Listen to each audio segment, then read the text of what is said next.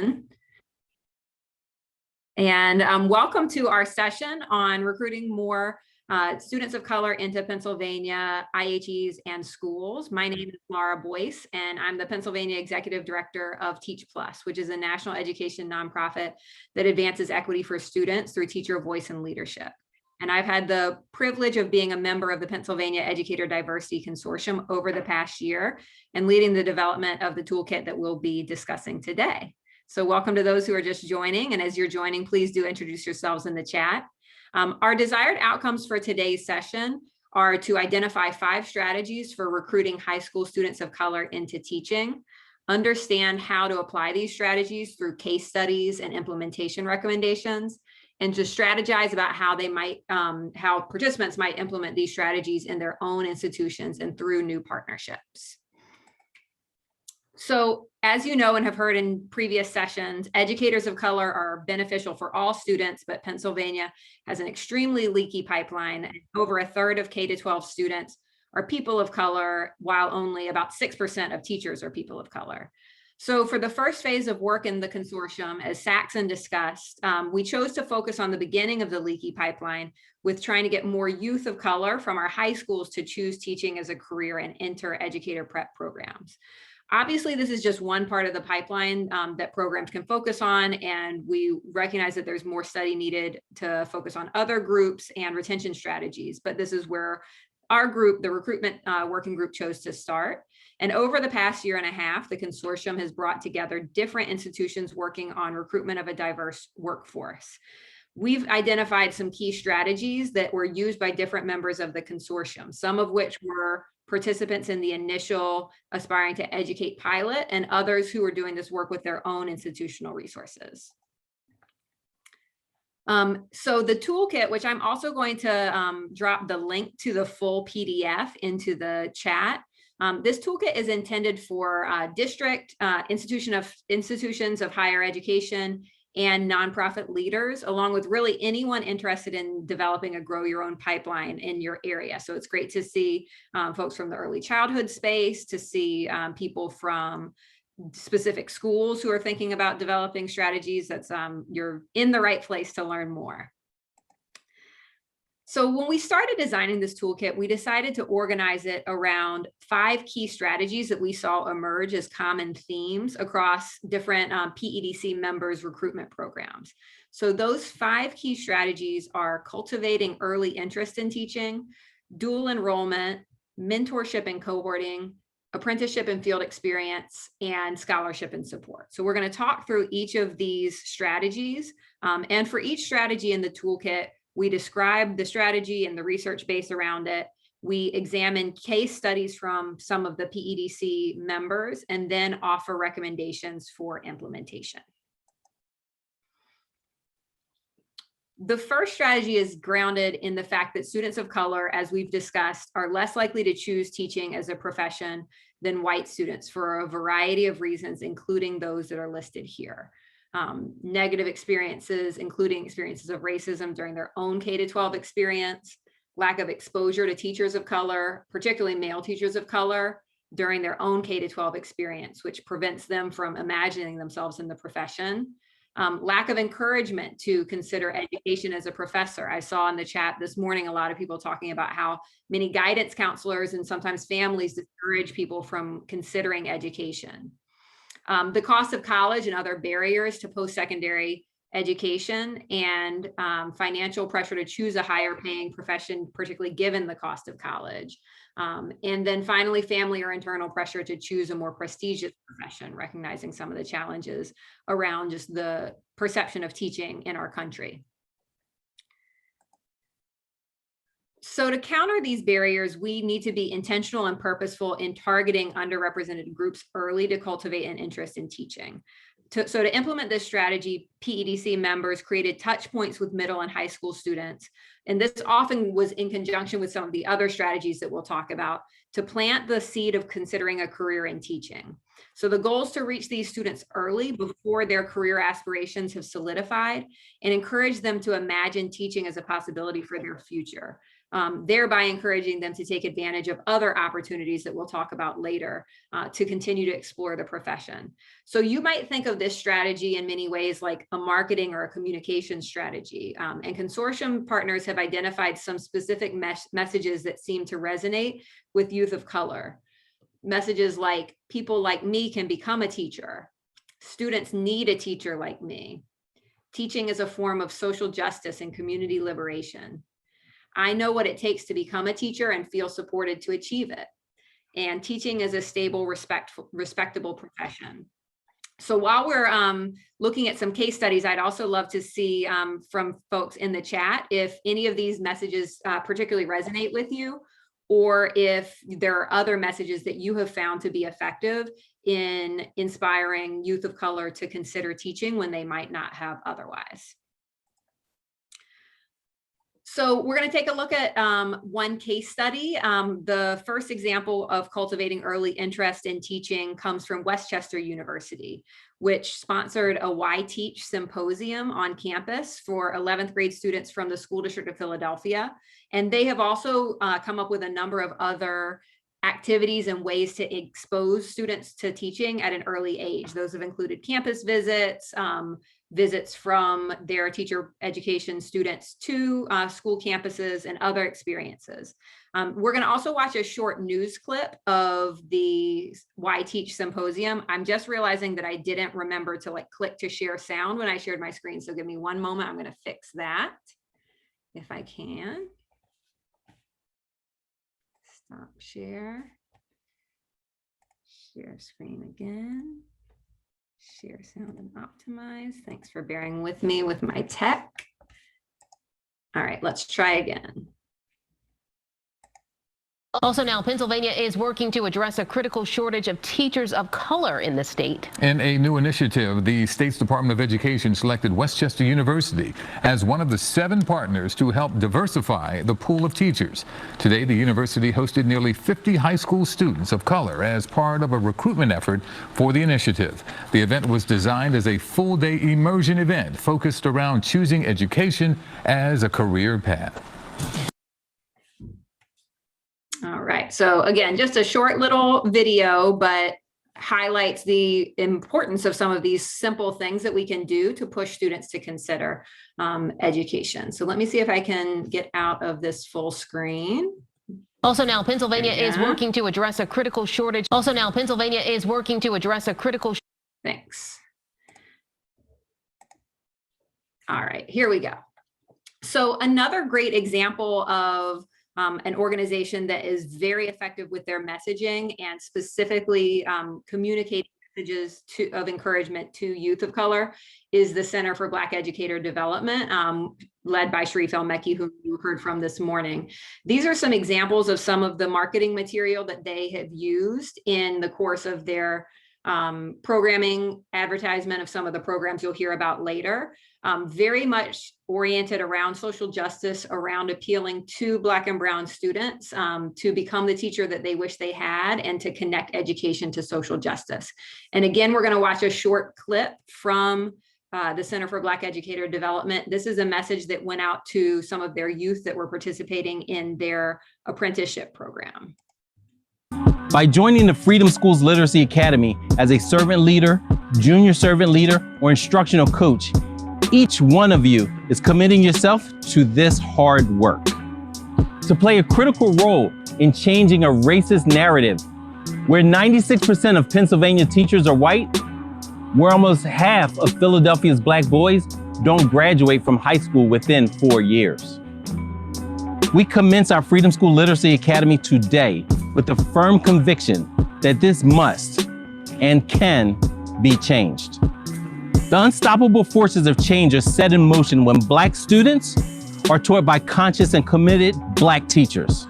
We know that Black students with a single Black teacher are 39% less likely to drop out of high school. And when they have 2 Black teachers, they are significantly more likely to see themselves as college students. James Baldwin said to teach Black children is a revolutionary act.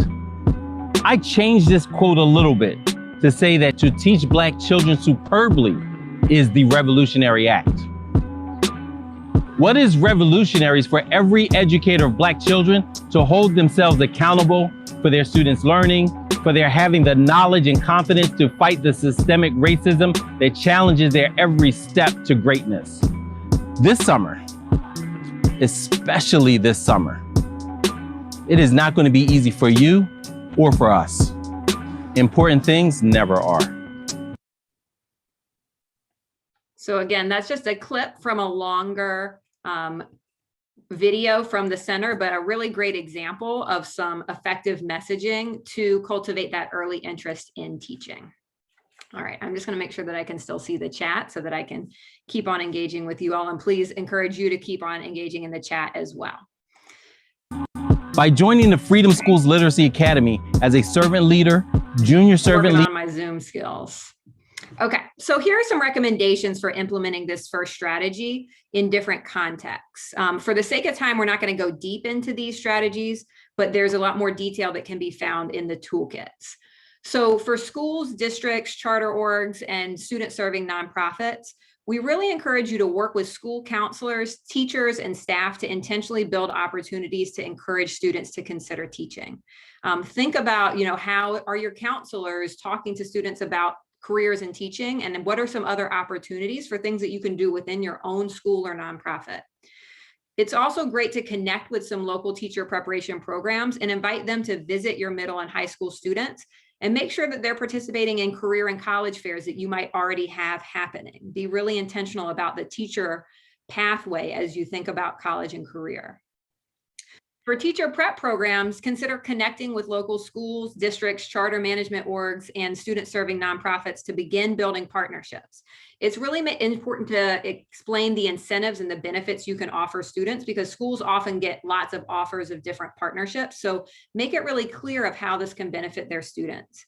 And it's better to build sustained relationships rather than one-off visits. It's great if you can come to a career day or a college day, but if you can develop long-term relationship with schools where you can be having multiple touch points with the same students, that can really have a big impact. And then for all students, be thoughtful about for all partners, be thoughtful about your messaging. Use some of the messages that we mentioned earlier and think about who is the messenger. Ideally, a role model who is a person of color.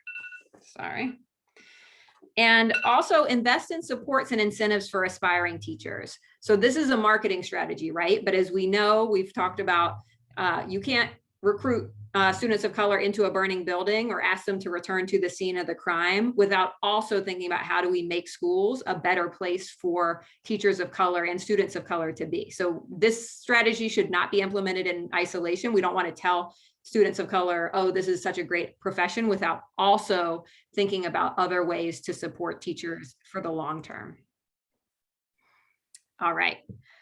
Because the second strategy is mentorship and cohorting. Because of the scarcity of teachers of color in the education profession, both aspiring educators and current classroom teachers often report feelings of isolation and the weight of being the only one in their teacher prep programs or schools.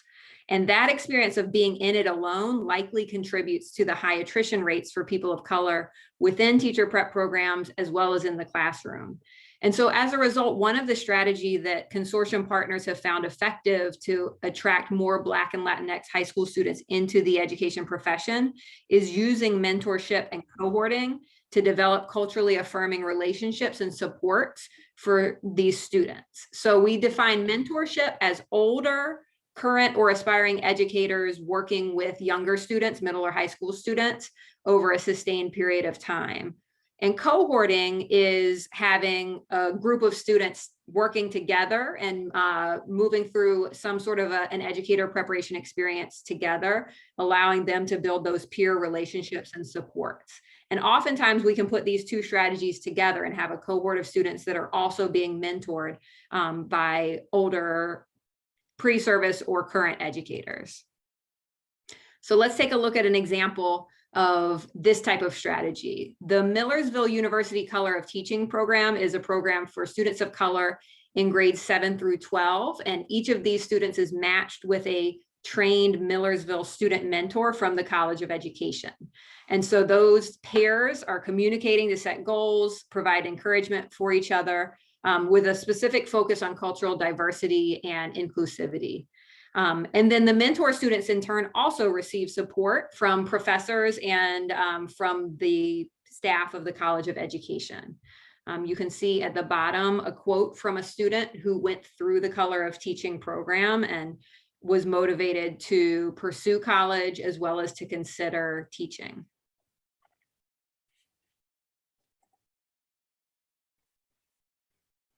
So some things to keep in mind for this strategy for schools and student-facing organizations. Identify with mentors within your own organization, such as teachers, affinity groups that might exist already, or even older students who could mentor younger students within your school. Even if you don't have a lot of resources, find students who are interested in teaching and bring them together. It could be as informal as a lunch bunch, but creating space for community can be really meaningful. For teacher prep programs, leverage your current students. Get those students who are already pre-service teachers connected with high school students. It's really a win-win because those students are likely looking for more opportunities to connect with students and to practice some of the skills that they've been learning as pre-service educators. And it really does help to inspire future educators to pursue the field. And then for all partners, it's really important to support your mentors. Do not ask mentors to do this as unpaid labor, particularly if you are recruiting mentors of color. You need to think about some kind of compensation, stipends, academic credit, some way that you are also providing support to mentors around the skills of mentoring. All right. Strategy number 3, this is a really important one, dual enrollment opportunities. So as we know, the high and rising cost of college is a deterrent to many students of color who consider teaching. And dual enrollment is an opportunity for students who are still in high school to start working on college level courses, including education-specific courses while they're still in high school. And usually there's no cost associated with that for them. So it is a great way to save money on college, to get a head start on college. And dual enrollment has been studied. It's proven to increase college enrollment and persistence. It increases credit accumulation and college GPAs, particularly for underrepresented groups. It's notable to, or important to note that this is an allowable use of ESSER funds and other federal title funds. So if you are a school or a district that is thinking about how to use those ESSER funds, really encourage you to consider investing in dual enrollment opportunities for your students, specifically around high school. So let's take a look at one example of a dual enrollment program implemented with supports for high school students. And let me just make sure, is Juliet with us? I want to let her speak to this if she is. I don't think that she is though. Okay, so I'm going to talk about Temple Education Scholars. This is a year-long program designed for college-bound Philadelphia high school seniors interested in pursuing education and becoming future teachers with the School District of Philadelphia. So students engage deeply in coursework to earn college credit. They take 5 college education courses over the course of the summer before their senior year and then their senior year of high school. That's the equivalent of 1 full college semester. And the courses are offered within Temple's College of Education, and they count towards program requirements. And students also are part of a cohort, like we talked about in the last strategy, and they receive tutoring, mentoring, and programming to support their skill building in connection with college success. So we're going to watch a video. My name is Sydney Smith. I am a sophomore early childhood education major, and I graduated from the Philadelphia High School for Girls in 2019. And during my senior year of high school was when I decided that I wanted to partake in TES. So TES, also known as Temple Education Scholars, is a dual enrollment program that allows high school seniors to take college credits, specifically those who are interested in pursuing a career in education when they get to college. So when I first started TES, I was 17 years old, just beginning my senior year of high school while also taking college classes at the same time. So I was definitely nervous and anxious, but I would say the one thing that really allowed me to strive and succeed during my time with TES was the support system that they provided. So we had mentors, Sam Porkis, Dr. Julia Kersey, alongside with all of our college professors for our classes and the other resources that Temple provided. It really allowed me to succeed and get any questions answered that I had. They helped us with completing our FAFSA, college applications, high school classes questions, college classes questions, and anything in between. And that really allowed me, like I said, to succeed and just know that I had other ways of support around me. So the main thing that attracted me to TES specifically was the fact that it was a dual enrollment program catered to students who were interested in education. I always had an interest in becoming a teacher, but I wasn't quite sure. So I really wanted to get into this program so I could see if that was something that I wanted to continue to do. TES provides you with such an amazing support system, allows you to create long-lasting friendships, network, and really understand and get a feel for what college is like. I would definitely recommend any student who is interested in pursuing a career in the education field to apply. All right. Okay. I'm starting to see some engagement in the chat. Keep that going for sure. And yes, I'm glad to see some encouragement around the ESSER funds and some ideas about how can we translate this to other parts of the state. All right. Switching out of my full screen to try and go to the next thing. I think we can make it happen. Here we go. All right. So some implementation recommendations for this particular strategy for schools, districts, and charter management orgs, as well as student serving nonprofits. Allocate resources for dual enrollment. It's very simple. This does require resources, but it really is a great investment. So think about your general operating budget, think about the federal title programs, the stimulus money. Where can you identify resources for this opportunity for students? And don't just create dual enrollment partnerships with the whole university. Really seek out coursework for students that is going to fulfill requirements for education programs. So if you're establishing a relationship with a university, reach out specifically to their education program or make it clear with the university that you want courses to be offered that are going to fulfill those general prerequisites for all students. For teacher prep programs, identify dual enrollment courses strategically. We've heard from some partners who offered courses that didn't end up satisfying requirements for all education majors and maybe funneled students only into early childhood, for example, or were a little too specific to be transferable to other institutions. So think about those courses that are going to satisfy requirements for all education majors and are likely to get students excited about teaching as a profession. And layer on support like tutoring or office hours, a cohort model, workshops that are going to ensure students can be successful. We don't want to just throw students into the deep end without supports. For all partners, think about how to develop these win-win partnerships between IHEs and LEAs. I know we've got districts here, we have teacher prep programs. Who are those partners that you can be talking to? Can you bring the superintendent and the dean of the College of Education together to start thinking about how we build these partnerships? Be thoughtful about recruitment. We've heard from some partners that they've developed these contracts or MOUs with districts and then had a hard time actually getting to the high school students who they want to be a part of the program and have ended up having slots go unfilled. So think about with your partners, how are you going to get in front of students and families to tell them about this opportunity and get them signed up? And think about sources of additional funding. This is a particular strategy that outside funders like foundations or corporations might be interested in, especially if you can really paint the picture of how this is going to support the teacher pipeline. Okay, we are on strategy 4 of 5. I'm trying not to get too far behind. This strategy is apprenticeship and field experiences. These are experiences, opportunities that allow high school students to learn and practice instructing other students in an authentic field experience. You could think of it like student teaching in your teacher prep program, but this is for high school students. It might be well, we'll talk about what the examples are. Key to this is also receiving feedback and support. You're not just sort of putting a high school student in with an elementary student and saying, you know, have fun. You're giving them support and guidance to grow as an educator with experienced mentor educators. A few different forms that this can take. It could take place within a high school with older students serving as teaching assistants or trained tutors for younger peers. We'll see an example of this at the end. Also across schools with high school students serving as tutors or mentors or teaching assistants for elementary or middle school students. And then also within standalone programs such as summer enrichment programs, after school programs, which again, we'll see some examples of.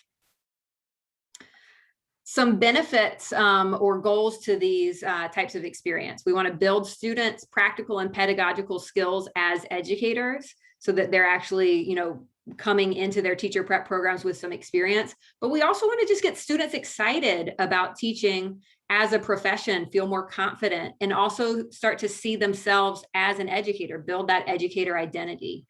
We also want to provide additional support and capacity to cooperating or mentor teachers.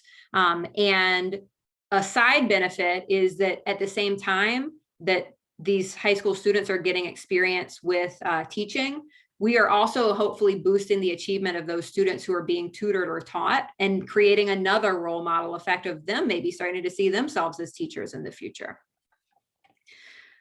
So let's take a look at another case study. One of the best examples of this strategy is the Center for Black Educator Development's Freedom Schools Literacy Academy, which I know Shayna isn't able to join us today from the center because they are in the process of training their youth apprentices right now. They have a multi-tiered model of apprenticeship where they have junior servant leaders in high school.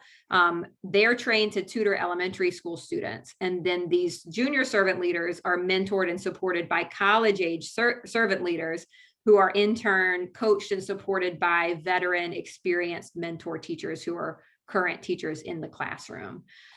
So you can see here a summary of the model with the scholars receiving early literacy tutoring over the course of 4 weeks in the summer, led by junior servant leaders.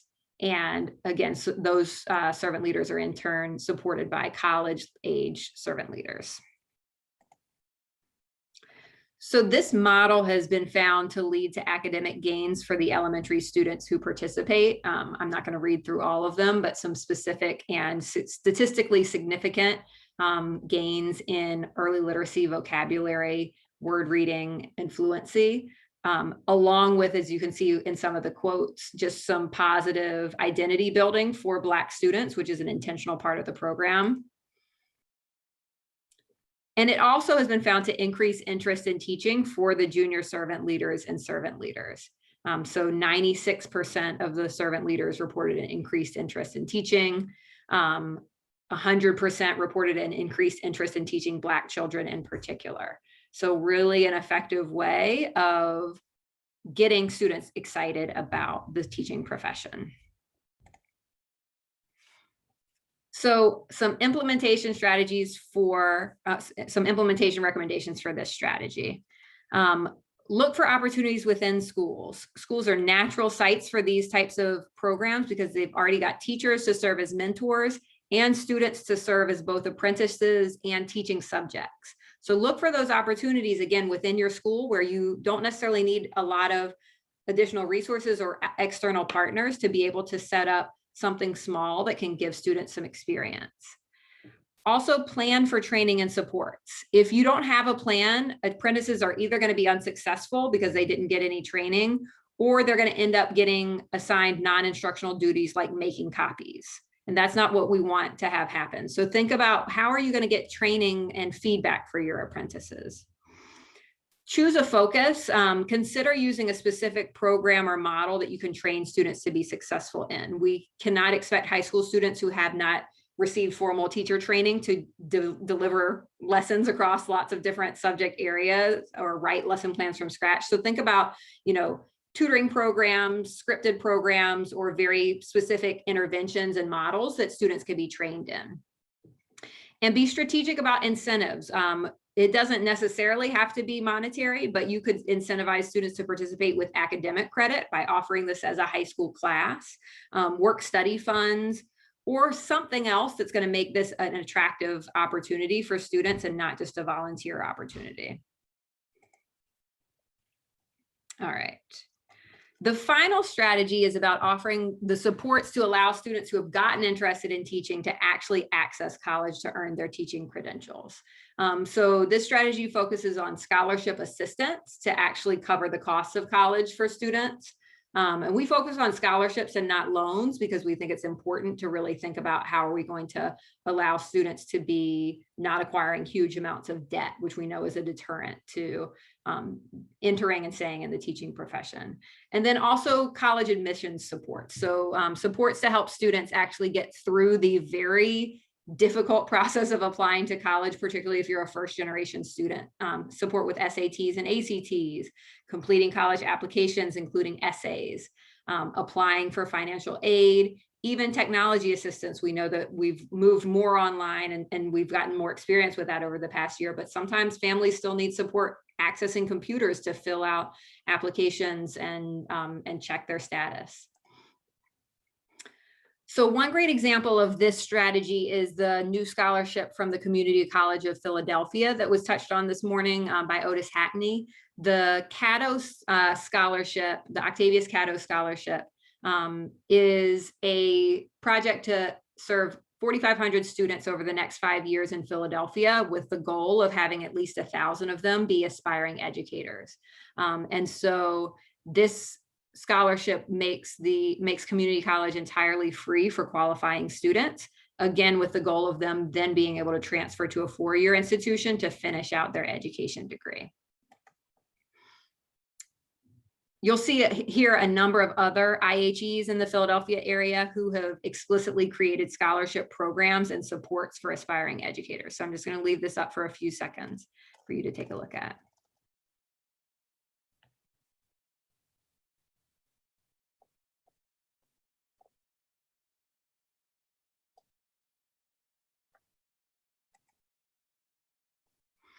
And here are our recommendations for the 5th strategy.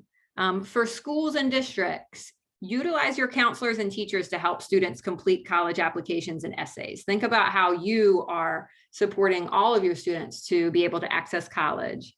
Also leverage your college partners. Ask them if they can help with the admissions process. Can they come in and do some workshops, maybe some specifically geared towards aspiring educators? For teacher prep programs, a key strategy is to fundraise to support scholarship assistance. Temple's an example of a school where there has been really intentional advocacy at the institutional level to make sure that the College of Education can support the Temple Education Scholars and other educators who need scholarship assistance. We talked earlier today about matriculation agreements with community colleges and how important it is for students who are starting their educator credentialing at CCP or at another community college that their credits can transfer and they don't have to spend 3 or 4 additional years after their 2 years in community college to finish an education degree. For all partners, educate about loan forgiveness programs. There are a lot of underutilized loan forgiveness programs for teachers, and that's something that we can do a better job of telling students about upfront, and not just loan forgiveness programs, the Teach Grant, grant programs as well. And this is another area where it might make sense to seek out additional sources of scholarship funding, like from the state or from philanthropy. So we want to close by taking a look at a high school in Philadelphia that's working to put all the strategies in this toolkit together. And this school, Science Leadership Academy at Bieber, they had an entire session yesterday where they went into a lot of detail about how they are really trying to create an early on ramp and pathway. Do we have anybody from Bieber with us today? Hi, I'm here. I'm Mary. Nice to meet you. Hey, Mary, do you want to spend a minute or two talking us through some of these different pieces? Yeah, I can try a little bit. So we started working on building this program up about a year ago, really. Like we had already been doing a little bit of an apprenticeship program where our students were maybe serving as sometimes kind of teacher's assistants, but in a really informal way. And we wanted to be more thoughtful and purposeful about it, right? So among the different things that we started doing is building our partnerships out with Temple, with the center, and getting their assistance and feedback on what would make a strong program. So we were kind of able to put some of these different pieces together, and we're finding that a lot of the different suggestions that we've heard in these make a huge difference, right? So the dual enrollment is really powerful for students, not just as a way of paying for college, but also as a recruitment strategy. They want those advanced classes, especially our high achieving students who maybe are very strong and would make excellent teachers, but think of themselves as I'm going to be a doctor or a lawyer because that's what smart kids do. And this kind of gives them a chance to say, well, there are other professions out there. I can look beyond just those two single smart kid paths that I would be good at. We have been adding in more support for our apprenticeship program so that instead of just kind of sending them out and letting teachers use them as they saw fit, but meeting with the teachers regularly to give them suggestions for incorporating them successfully into their classrooms, and meeting with the students every other week to make sure that they felt supported, to begin introducing teaching methods to them so that they weren't just kind of sitting in the back or taking attendance or making copies, as Laura mentioned, but actually being able to facilitate small groups or lead portions of lessons, sometimes plan, co-plan little bits of assignments like warm up or do now type of assignments. We found was very a great entry point for students. So we're still early stages of this, but it's been working out really well for us, and we're excited to see it continue to grow. Awesome. Thank you, Mary. And thank you to Gabe, who's been a part of our working group and has shared a lot of this work. And we really are excited to see a school try to put all these pieces together. And you can read a lot more detail in the toolkit about Beaver's approach. Before we move into questions, I'd like to acknowledge the contributions of the individuals and organizations listed here, whose efforts are documented in this toolkit. All of these individuals have shared a lot of different examples, some of which we were not able to feature today, but are in the toolkit. And in the actual toolkit, you can also find their email addresses to reach out for more information about their program. So I know there were some questions that we might be able to answer here about Temple Education Scholars, for example, but you can also find Juliet's email in the toolkit and reach out to specific people to learn more. So now we have some time for questions. So I'm going to stop sharing my screen and we're just going to open it up. I know we've had some questions in the chat, but I'll ask that we can, even if you ask a question in the chat, that you can just raise your hand or come off mute and we can engage in a little bit of dialogue.